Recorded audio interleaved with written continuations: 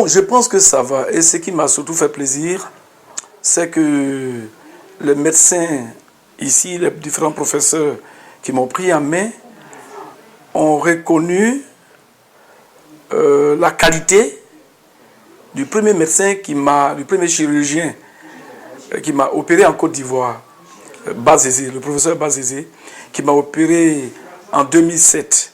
J'en parle parce que c'est suite aux séquelles de mon accident des années 90 que j'ai été opéré en 2007. Et l'accident que j'ai eu par la suite, le 23 août, en Côte d'Ivoire, a eu des conséquences qui étaient liées à celles de l'opération de 2007. Tout était mélangé, notamment qu'il s'agissait des nerfs et consorts. Donc ils ont dit que ce monsieur-là est un professionnel talentueux. Et je vais même vous dire que les professeurs qui m'ont pris en main ici ont fait une lettre. Ils m'ont remis une lettre que je n'ai pas encore remise au professeur Bazézé. Ils m'ont remis une lettre pour marquer leur considération, leur admiration pour son travail. Pour le travail qu'il a fait sur moi et pour la qualité de son travail même. Parce que jusque-là, beaucoup de gens pensaient qu'il n'y avait personne en Afrique qui pouvait faire certaines choses. Ce dont nous souffrons en Afrique, nous le savons. Nous avons d'éminents médecins, professeurs, enseignants et tout ça. Mais c'est le matériel ou la qualité du matériel qui fait souvent défaut. Bref, j'ai été pris en main ici par des gens. Et ce qu'ils ont fait ici, c'était la continuité ou la continuation de ce qui a commencé en Côte d'Ivoire. Et aujourd'hui, si on veut comparer ma première visite et celle d'aujourd'hui, je peux penser que je me sens relativement mieux. Je voulais dire que par ces temps, par ce contexte qui est le nôtre en Côte d'Ivoire, on a eu souvent tendance à confondre l'État français, les dirigeants français, avec le français, lambda, avec les Français. Mais moi, je pense que c'est une erreur. Quand je venais ici pour me faire soigner, d'aucuns m'ont même dit, on ne va pas là-bas, ils vont te tuer parce qu'ils ne nous aiment pas et tout. Mais ils ne nous détestent pas individuellement. Peut-être que l'État français ne veut pas du président qui est le nôtre, alors que les Ivoiriens n'ont pas été invités à élire Sarkozy. Bon, mais ça c'est leur jugement. Ils ne veulent pas peut-être du président qui est le nôtre, mais nous, c'est lui que nous avons élu. Ça c'est un débat qui n'a rien à voir avec les Français que nous rencontrons tous les jours. Quand je prends le train, quand je prends le bus, quand je prends les différents véhicules ici, que je me retrouve avec des Français, notamment dans la période du tirage au sort pour la Coupe du Monde, les Français juraient de ne pas être dans la même poule que la Côte d'Ivoire, parce que la Côte d'Ivoire regorge de stars, à la dimension de Trouba, à chaque poste et tout ça. Il dit non, on risque d'être ridiculisé par la Côte d'Ivoire et tout ça. Mais tout ça, c'est en plaisantant. Je me suis retrouvé même parmi, quand je n'étais pas encore bien guéri, parmi des Algériens de France qu'on disait très chaud, un peu violent et tout ça. Mais on a suivi le même match, les Algériens nous ont battus, on s'est amusé pendant toute la durée du match. Voyez-vous, donc quelquefois, on a des idées préconçues, on a des idées parfois courtes vis-à-vis des gens ou vis-à-vis des situations. Moi, en tout cas, ici, je sors presque tous les jours, je vais voir des amis, je rencontre beaucoup de Français dans l'ascenseur, dans l'escalier, ils vous diront toujours bonjour. Je suis monté dans le bus il y a quelques jours, j'ai demandé au monsieur c'est combien, il m'a dit bonjour monsieur. Il m'avait fait la leçon comme ça, j'ai dit vous avez raison, je ne vous avais pas salué. Mais c'est ça, c'est les relations humaines. Et ça vraiment il ne faut pas confondre ça avec les... comment s'appelle la dame là Michel Alliot-Marie, ou Kouchner, ou François Hollande qui dit que notre président n'est pas fréquentable, ou des gens de cet ordre-là. On a parlé, j'ai eu l'avantage d'échanger avec des Français qui ont travaillé longtemps en Côte d'Ivoire. J'étais même hier dans un bus avec un monsieur qui a travaillé longtemps à l'ambassade de France en Côte d'Ivoire et qui a son idée sur la France et sur les Français. Depuis Oufoué jusqu'à maintenant, il a été en Côte d'Ivoire. On a échangé beaucoup. J'ai parlé avec un médecin dont je tairai le nom, qui m'a dit qu'ils avaient tort de combattre la Côte d'Ivoire, qui est un pays essentiel dans dans la sous-région francophone. Voyez-vous, bon, bref, ce sont des choses comme ça que moi j'ai eu à tirer comme conclusion. Et je regrette de n'être pas sorti très tôt et souvent de mon pays, parce qu'aujourd'hui, le fait de sortir là, ça permet de s'ouvrir sur le monde. On est à l'ère du boulevard de l'information, les NTIC et tout ça. Et ici, il y a beaucoup de choses qu'on apprend. Voyez-vous. Mais je pense que si je pourrais avoir les moyens par la suite, je mettrais ma retraite que j'aurai l'année prochaine à profit pour voyager en France, mais dans les pays dits Schengen en général, et puis dans d'autres pays, si j'ai les moyens. Je chercherai un moyen pour cela. Okay. Parce que c'est très formateur.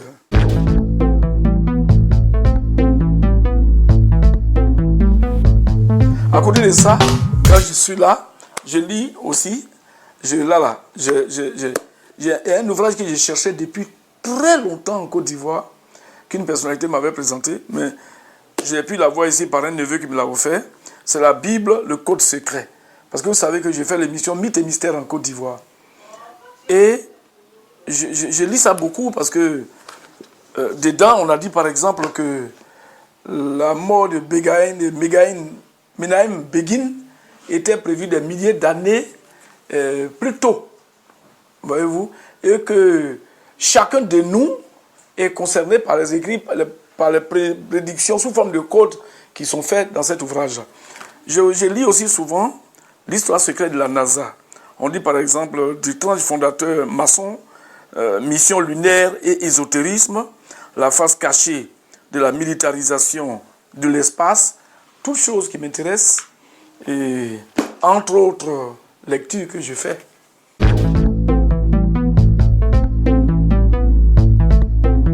Bon, j'ai été admis à 3 concours en même temps en 1969-70. Vous savez, les années scolaires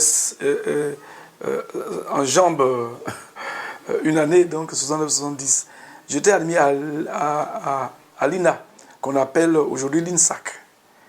J'étais admis au CAFOP supérieur de Boaké, qu'on appelait à l'époque l'INA aussi. Et Institut, École supérieure des instituteurs, qui devait enseigner au moyen de la télévision. C'est une option qu'on avait faite à l'époque dans le monde de l'enseignement. Il semble que ça a été un échec patent. Je n'ai pas dit là-bas, bien sûr, je n'ai fait que 3 mois. Et puis au même moment, j'étais admis au concours d'entrée au studio école de la RTI.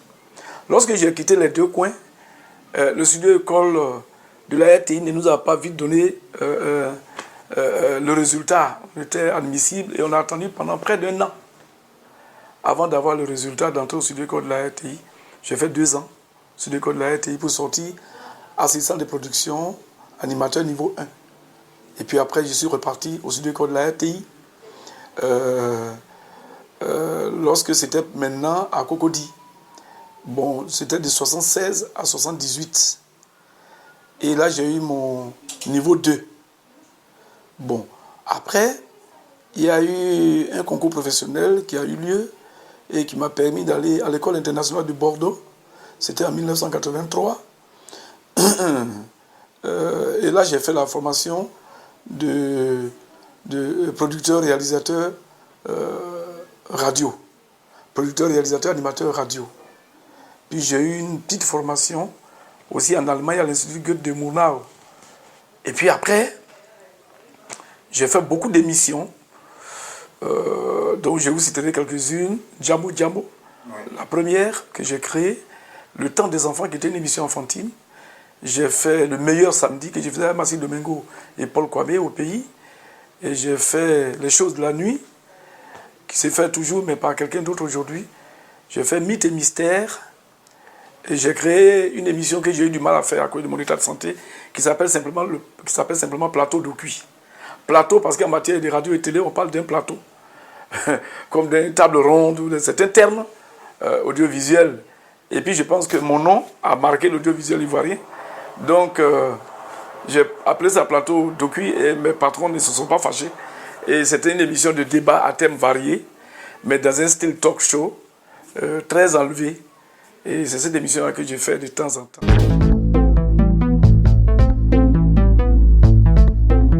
Bon, la RTI m'a fait l'honneur quelquefois de me confier des tâches très importantes que je n'oublierai pas. En 2007, j'ai été nommé directeur de la production et des programmes de l'ensemble des chaînes de la RTI, télévision et radio comprises, confondues. Et mon boulot consistait à évaluer le travail des uns et des autres. Par exemple, après la Coupe d'Afrique au Ghana, nous avons pondu des rapports, mes collaborateurs, le Banama Deba, Gagi Gak et moi, Tony Adiatou, pour dire, bon, on parlait dans tel domaine, vous n'avez pas fait tel reportage, les images étaient comme ci, étaient comme ça, et on a fait cette évaluation-là. Voyez-vous. Après, il m'a été demandé de diriger un séminaire. J'étais le directeur du comité scientifique du séminaire de réhabilitation de l'image de la RTI. C'était un grand enjeu en Côte d'Ivoire. Et j'ai dirigé le séminaire à Bassam pendant 3 jours. J'ai pondu une publication qui a été distribuée à tous les directeurs de la RTI. Et après, il m'a été demandé aussi de diriger un autre séminaire de réflexion sur l'identité des chaînes de la radiodiffusion ivoirienne. Parce qu'aujourd'hui, on parle de 2 chaînes, hein, comme à la télé, il y a la première et TV2. Chez nous, il y a Radio Côte d'Ivoire, qui n'est pas l'ensemble des radios aujourd'hui, premier. Et puis, il y a Fréquence 2, qui est sur le bouquet satellite. Voyez-vous, moi, je suis le directeur de Fréquence 2. Mais, pour voir qui fait quoi dans notre radiodiffusion nationale, il fallait un séminaire de réflexion sur l'identité des chaînes. Je vais vous donner un exemple. Par exemple, le traitement de la musique sur les 2 chaînes. Sur la chaîne nationale, enfin qu'on appelait nationale, qui est Radio Côte d'Ivoire, la musique est un élément d'accompagnement ou de transition. Parce que c'est une production lourde qui met l'accent sur la politique, les magazines et tout ça. Alors que la même musique est une substance de l'émission sur Fréquence 2. Parce que c'est une chaîne thématique loisir. Voyez-vous. Donc il fallait identifier les domaines de production, il fallait identifier comment ces domaines-là étaient traités. Voyez-vous. Sur Fréquence 2, c'est de façon décontractée, en live souvent et tout, alors que sur la chaîne mère, Radio Côte d'Ivoire, c'est en profondeur. C'est ce que je veux dire. Nous ne parlerons jamais de oui, la CEI a fait ceci, et là, Babou Laurent a fait là. Non, ça ne nous intéresse pas. Sur Fréquence 2, on peut aborder les problèmes de jeunesse. On peut dire par exemple, les jeunes ont 18 ans aujourd'hui, ils vont voter, qu'est-ce que ça leur fait? C'est un autre prisme d'attaque. Un angle d'attaque de la même question que les gens traiteraient un peu plus en profondeur s'ils le sont Blé Goudé pour donner son avis, ou KKB du PDCI là, ainsi de suite. Vous voyez un peu la différence.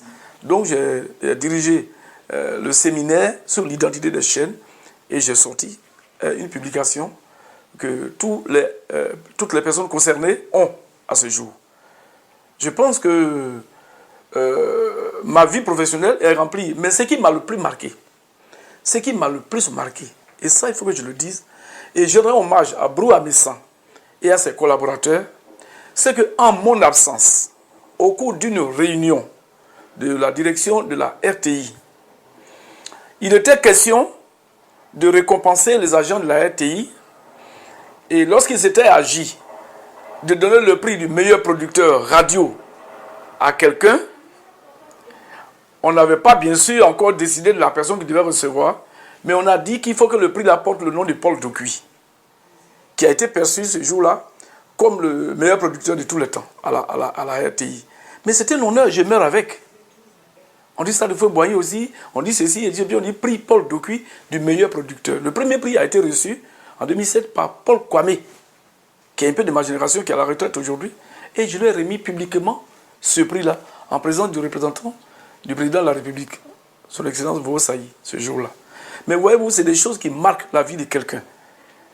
Bon, c'est vrai, j'ai eu une décoration au mérite, je crois, chevalier, je ne sais pas quoi, mais ce n'était pas le cadre de la radio, c'était dans le cadre des journées du dialogue. Et j'étais membre des équipes qui organisaient les journées de dialogue sur Seydou Eliman Diarra. Et nous avons été décorés par le président de la République. J'ai eu une décoration là. Mais ce n'est pas l'audiovisuel. Côté audiovisuel aussi, l'ensemble des producteurs, animateurs et réalisateurs, qu'il ne faut pas confondre avec les journalistes, Ces jeunes gens se sont réunis et m'ont demandé de diriger la première fédération de leur organisation. Parce que pourquoi? C'est que dans un journal, le journal il dure combien de temps? 15 minutes par exemple. Mais quand le journal finit, et avant qu'il ne recommence là, c'est l'animateur qui est là, c'est le producteur qui est là. Voyez-vous, ces gens-là qui commencent l'antenne à 6 h du matin et qui la finissent à 6 h du matin, souvent sont mal vus. Parce qu'en ville, le citoyen lambda pense que tous ceux qui écrivent dans un journal ou parlent dans un micro sont des journalistes. Moi, je ne suis pas journaliste. Je suis producteur de médias et fier de l'être. Je suis animateur, je suis producteur et fier de l'être. Mais nous avons fait du lobbying à l'Assemblée nationale. Et aujourd'hui, dans la loi régissant l'audiovisuel en Côte d'Ivoire, on classe exactement journaliste, producteur, animateur, réalisateur. Et je suis le président fondateur de la Fédération des producteurs, réalisateurs et animateurs de Côte d'Ivoire. Nous avons du mal à fonctionner parce que nous n'avons pas les moyens.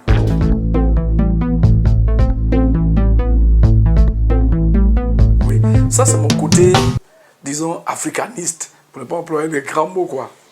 C'est-à-dire que j'ai été choqué. Moi, j'ai été président du comité Miss Abidjan pendant plusieurs années, je crois jusqu'en 1985, sous l'ère Ben Soumaro, qui était président du comité Miss Côte d'Ivoire, à l'époque.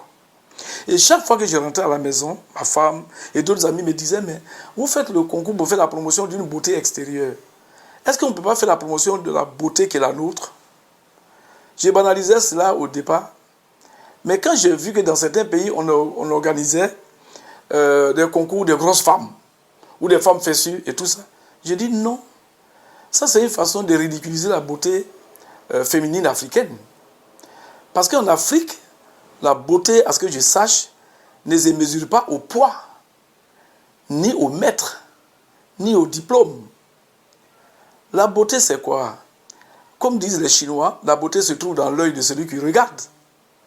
Si je dis que j'aime cette femme, elle est la plus belle, mais vous ne pourrez pas discuter avec moi. Voyez-vous, c'est mu de ces principes-là, de ces réalités-là, que je dis, il faut qu'on lance le concours à Oulaba. À l'époque, en 1987, sous Ben Soumaro, on avait fait une tentative. Et il y a une jeune fille du prénom de Odile qui est devenue très chrétienne aujourd'hui et qui ne parle plus de ces choses du monde-là, qui avait été élue à l'époque, elle est déboîtée.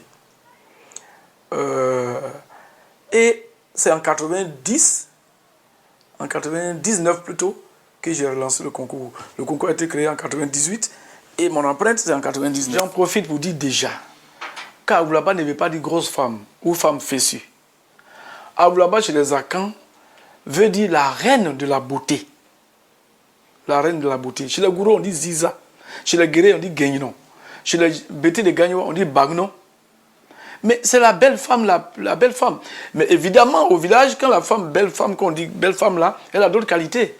C'est une femme de foyer, c'est qui a un grenier plein, qui a son environnement qui est très propre, qui élève bien ses enfants et tout ça. Voyez-vous. Donc la terminologie n'est pas quelconque. Donc Aoulaba veut dire cela, mais ne veut pas dire ce que les gens disent. C'est pour ça que je suis souvent choqué quand on dit Miss Aoulaba. Ou c'est Miss, ou c'est Aoulaba. Mais il y en a des gens qui jouent les intellectuels et qui pensent que c'est comme ça qu'il faut dire. Mais il faut dire gendarmes, policiers aussi en même temps. Parce qu'il y a des gendarmes et puis des policiers à part. Voyez-vous, mais ça leur plaît de dire des choses comme ça. Bon, j'essaie d'expliquer toujours. Donc, nous disons quoi? Qu'en Afrique, bon, disons en Côte d'Ivoire, pour ce que je maîtrise, la femme peut être petite et être belle et plaire. Elle peut être grande et être belle et plaire. Elle peut être grosse et être en chair et être belle. Elle peut être mince, je ne dis pas maigre, elle peut être mince et plaire. Mais il y a des critères quand même. Et les critères là, nous les avons définis au cours d'un colloque que j'ai fait organiser à l'époque du vivant de Nyangouran Bois, paix à son âme. Il y avait le professeur Vossaï, le professeur Axel Avoni et tous les pontes de l'université ivoirienne, l'université de Cocody, qui traitent de l'esthétique négro-africaine, de la statuaire féminine négro-africaine. Et toutes ces personnes l'ont communiqué, c'était à l'Hôtel d'Ivoire. Mais nous avons aussi invité des vieux et des vieilles de certains villages de chez nous, en tenant compte des régions. Et lorsque nous avons fait la synthèse de tout cela, nous avons abouti à un type de beauté qui est consensuel. Et cette femme-là, on dit, c'est voilà la belle femme africaine. On retiendra entre autres que la femme africaine doit avoir des fesses visibles. Je ne dis pas qu'elle ne doit pas être exagérément fessue, je ne dis pas qu'elle doit être cambrée. La femme africaine ne doit pas avoir des lèvres pincées. Elle doit avoir des lèvres ourlées. Elle doit avoir une chevelure fournie et noire. Et lorsqu'elle marche, que ses bras balancent, ça doit donner l'impression qu'elle n'a pas de coude. Et le fait qu'elle ait des poils sous le pied ne gêne personne. Et elle doit avoir le cou annelé. Et généralement un écart dentaire qu'on appelle vulgairement la brèche. Voilà quelques éléments. Mais comme chez l'Africain, en général, la beauté sans défaut n'est pas de notre monde, mais du monde des génies. Donc il suffit que la dame qui va être élue à Oulaba ait quelques-uns des atouts majeurs là, pour qu'elle soit retenue comme à Oulaba. Et elle défile dans 3 tenues différentes. La tenue traditionnelle, toutes les régions africaines ont des tenues traditionnelles. Nous n'en imposons pas du tout. Donc on ne ridiculise pas, on ne la met pas nue devant les gens. Toutes les régions ont des tenues traditionnelles. Après, le boubou, parce que ça fait partie d'un des habits que les femmes portent le plus. Et puis la tenue maxi. Voilà ce que nous voulons. Et c'est ce que nous avons essayé de faire en Côte d'Ivoire dans un premier temps. Aujourd'hui, nous avons quelques difficultés à reprendre, mais pour 2 raisons. Pour une raison fondamentale même, c'est-à-dire que Aoulaba, tel que défini, est intéressé par beaucoup de gens. Il faut mettre donc Aoulaba à la disposition du monde entier. Et donc je suis venu à Paris, lorsque je me portais un peu mieux, j'ai rencontré des personnes ici qui m'ont aidé, notamment Ikotaïm, le mari de Apolline Blé, qui est la présidente d'Aoulaba Europe. Et on a discuté, lui c'est un Ivoirien de Kinshasa. On a discuté, il est mon vice-président international. On a discuté et il m'a fait beaucoup de suggestions que j'ai prises en compte. C'est ainsi que le 15 juin prochain, nous lancerons Aoulaba International à Paris. Et chaque région du monde est invitée à faire son concours Aoulaba. Avant que je vienne en France, les Guinéens m'avaient déjà appelé pour me demander un certain nombre d'informations. D'autres pays commencent à m'appeler déjà. Et nous avons même pensé que la finale internationale aurait lieu à Malabo, à Guinée équatoriale. Nous sommes en train de préparer un courrier. C'est notre pressentiment. Nous disons que nous voulons faire cela. Ils peuvent refuser, mais ils peuvent aussi accepter. Nous allons leur faire un courrier. Nous allons faire un courrier au président de cette république-là et demander à abriter notre première compétition internationale. Voyez-vous. Donc, Aoulaba, cette fois-ci, sera mondial. Sera mondial. Et le lancement va se faire à partir de Paris. Parce que c'est de Paris qu'est partie l'idée que les Ivoiriens sont xénophobes. Or, le concours est ouvert à tout le monde aujourd'hui. Donc, c'est ici là qu'on va lancer le message du concours Aoulaba qui est ouvert à tout le monde. Pas parce que nous voulons nous expliquer, nous excuser et tout, mais simplement, c'est une ville comme une autre dans le monde. Et je vais faire une conférence de presse le 15, ici à Paris. Je vis toute la presse internationale et je vais expliquer, après mon contrôle médical bien sûr, je vais expliquer ce qu'est Aoulaba. Je vais expliquer les nouvelles ambitions du comité international Aoulaba. Je vais expliquer les nouvelles ambitions du concours Aoulaba, qui est un concept typiquement africain, parce que typiquement ivoirien. Voyez-vous? Donc Aoulaba, c'est cela. Ça sera mon boulot. Entre autres quoi, ça sera mon boulot pendant ma retraite.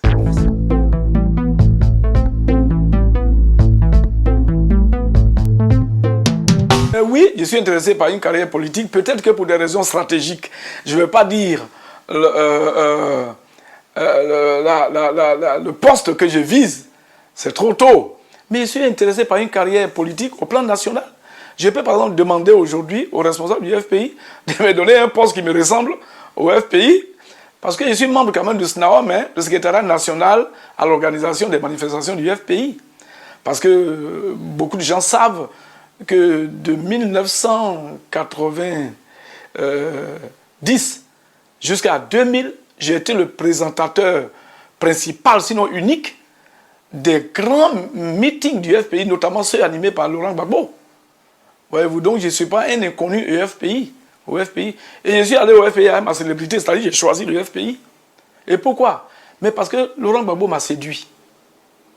Il m'a séduit parce que la première question que je lui ai posée en 1990, lorsqu'il était candidat face à Houphouët-Boigny, je lui ai dit, mais vous êtes candidat face à Houphouët-Boigny? Il dit oui. J'ai dit, mais c'est quand même Houphouët-Boigny. Et puis il dit, mais c'est quand même moi aussi. Houphouët, c'est un être humain. J'ai dit, ah, ce monsieur est courageux. Et puis il a de ces réponses quelquefois qui font plaisir. À Bouaké, au cours d'une tournée, quelqu'un a dit, mais Gbagbo, Alassane Ouattara, ça c'est, je ne sais pas en quelle année, là c'est pour rire un peu, hein. Alassane Ouattara connaît des gens aux Nations Unies, il connaît des gens au FMI, il connaît des gens en France, et tout cela. Vous savez ce que le président Gbagbo a répondu? Il a dit, je suis candidat en Côte d'Ivoire, et pas aux Nations Unies ni au FMI. Mais moi je connais beaucoup de gens en Côte d'Ivoire, je connais toute la Côte d'Ivoire. On a souri, mais c'est ça, c'est Gbagbo ça. Il banalise ce que nous on croit grave. Et toutes choses qui font que, à force de le fréquenter, d'avoir fait beaucoup d'émissions avec lui, j'ai appris à l'admirer et il me traite en ami. Il a décidé que j'étais un de ses amis. Mais ça me met en difficulté. Ça veut dire que chaque jour, les actes que je vais poser doivent être posés de telle sorte qu'il ne soit pas déçu de l'amitié qu'il me voue. C'est pas facile, mais je m'y exerce tous les jours que Dieu fait. Par exemple, je ne vais pas me battre dans la rue n'importe comment, je ne vais pas abuser des biens d'autrui, je ne vais pas poser des actes indignes, parce que beaucoup de gens savent que ce monsieur a de l'estime pour moi. Lorsqu'il vient quelque part que je suis là, il me salue de la main et il m'honore et il honore mon épouse. Alors ça, je m'en vante bien sûr, mais je dis en même temps aussi que c'est un poids. Voyez-vous. Donc je suis FPI et j'assume. Mais en même temps, j'ai bénéficié de l'admiration de beaucoup de gens qui ne sont pas FPI. Parce que je ne traite pas du FPI à l'antenne. D'ailleurs, je dirige une chaîne où on ne fait pas de politique. C'est Fréquence 2. C'est trop facile. Si je suis à Sec ou Africa, tous les matins, oui, c'est Africa ou Sec qui est la meilleure équipe et tout ça. Mais les gens à qui je parle là, ils ont les équipes qu'ils aiment. Donc je suis en train de les insulter, de leur infliger, moi, mes goûts. Il en est de même de la politique. Et moi, comme quelquefois j'ai l'avantage d'approcher le président Gbagbo, mais pourquoi alors voulez-vous que je m'étende dans les journaux pour lui faire les suggestions que j'ai envie de lui faire? Quelque part, je vais dire même que, bon, au nom de l'amitié, quelquefois, on n'est peut-être pas objectif, mais il faut être honnête. Je peux lui dire quelquefois, ah, président, voilà ce que j'ai appris, il semble que tu fais ceci, tu fais cela, et puis bon, on cause. Voyez-vous, c'est comme ça qu'on doit faire l'amitié. Il faut dire quelquefois la vérité à l'homme que tu aimes. Et s'il sait que c'est vrai, il va t'aimer un peu plus. Ce n'est pas la peur. Et parfois, on fait 2 ans sans se voir. Ah oui, mais parce qu'il faut le laisser travailler. C'est nous qui avons voulu qu'il soit président de la République. C'est le boulot qu'il a eu au plateau. Donc, pourquoi le déranger tous les jours? Je suis FPI et je m'honore de l'amitié du président Gbagbo.